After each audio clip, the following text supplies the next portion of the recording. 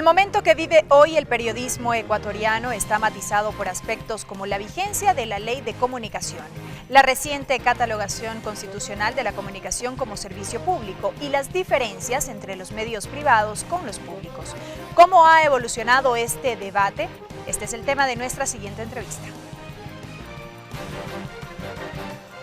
Paulina Mogrovejo, doctora en jurisprudencia, licenciada en Ciencias Políticas, especialista en Derechos Humanos e investigadora social. Exsecretaria relatora de la Comisión Ocasional de Comunicación. Integrante del Consejo de Regulación y Desarrollo de la Información y Comunicación, Cordicom. Doctora Mogrovejo, bienvenida, qué gusto. Muchísimas gracias por la invitación. Feliz Día del Periodista. Creo que gracias. El trabajo que ustedes realizan es una profesión muy sacrificada que amerita muchísimos esfuerzos y es importante el reconocimiento también desde los órganos de control. Ahora, hemos llegado a este 5 de enero de 2016 con algunos temas que fueron materia de comentarios en la presentación: la vigencia de la Ley de Comunicación, que tiene 2 años y medio de aplicación, la reciente decisión de la Asamblea Nacional de incorporar una enmienda constitucional que cataloga la comunicación como un servicio público, pero también tenemos cuestiones que son complejas: la confrontación del Ejecutivo con determinados periodistas y medios de comunicación, la postura de ciertos periodistas críticos con el gobierno que han adoptado, y eso hay que decirlo, posturas radicalmente de oposición contra el Ejecutivo, y también tenemos posiciones desde un segmento de los medios estatales o públicos. ¿Cómo valoramos justamente este escenario, doctor? Creo que es importante en todos los escenarios que la Ley Orgánica de Comunicación se haya aprobado. La existencia de regulación en el Ecuador en relación a los contenidos que se difunden en los medios de comunicación social con el objetivo de garantizar derechos constitucionales era necesaria frente a una lógica de abusos de la libertad de expresión, de la concentración de la propiedad de los medios de comunicación y de los contenidos de los medios de comunicación social en un grupo en 9 grupos económicos del país, la propiedad de sectores financieros sobre los medios de comunicación social, que de alguna manera no garantizaba condiciones de independencia y objetividad en el ejercicio del periodismo y de la comunicación e información, eran cuestiones que necesitaban ser reguladas para lograr un equilibrio que permita garantizar realmente la libertad de expresión en el Ecuador. Así que en todos los escenarios la existencia de una Ley Orgánica de Comunicación aprobada por esta Asamblea Nacional era fundamental, y hace 2 años que tiene vigencia nos ha dado importantes resultados. Uno de ellos es efectivamente la posibilidad de que se mejoren prácticas, que se reconozcan los derechos laborales de los trabajadores de la comunicación, tanto en su remuneración como en el derecho a ser capacitados, tanto por el Estado como por los medios de comunicación social, la presencia de minorías dentro de los espacios de televisión o de radio o prensa que no se veían antes en los medios de comunicación social, la posibilidad de que las personas con discapacidad puedan recibir información en lenguaje de señas que antes no lo recibían, y que los pueblos y nacionalidades puedan también expresarse libremente en su propia lengua, con sus propios signos y símbolos, que también es un tema que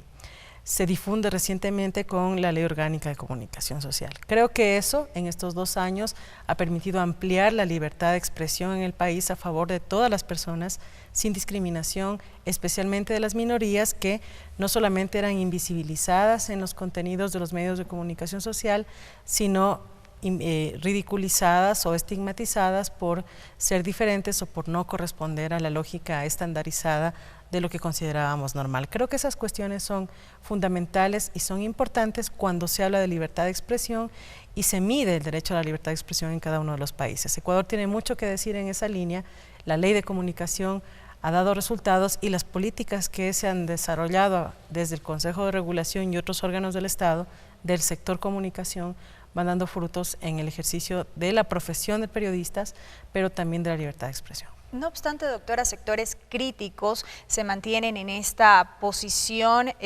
totalmente contraria, y se ha señalado que más bien la vigencia de la Ley de Comunicación ha significado, o la entienden como un secuestro precisamente de esa libertad de expresión. Y este es un tema que ha permanecido en el debate público a lo largo de los últimos años. Es la posición que han tenido ciertas personas y actores políticos, entre los que se incluyen algunos medios de comunicación social que han asumido un rol político y que han vendido como información cuestiones que son su propia opinión, han construido ese falso consenso, ese falso imaginario que en el Ecuador se amordaza la expresión, hay mecanismos de autocensura o que de alguna manera la Ley Orgánica de Comunicación es una herramienta de control y sanción en contra de quienes piensan de manera distinta al gobierno o al actual gobierno ecuatoriano. Nada más falso que eso. Creo que desde antes de la Ley de Comunicación, desde el discurso de que la mejor ley es la que no existe, desde la defensa que se ha hecho de la concentración de los medios de comunicación social en pocas manos, en manos además de aquellos sectores que casualmente hoy sí se oponen a la Ley Orgánica de Comunicación y que se distribuyeron las frecuencias en la época del antiguo CONARTEL y como consta en el propio informe de reversión de frecuencias, son los que se están oponiendo a una Ley Orgánica de Comunicación. Hay otros sectores que consideran que posiblemente hay mecanismos de autocensura, pero que responden a los falsos consensos que se quieren difundir y pretender en esta disputa que se tiene de que exista o no exista una Ley Orgánica de Comunicación. Ahora, usted ha hablado mucho sobre algunos de los beneficios de la Ley de Comunicación.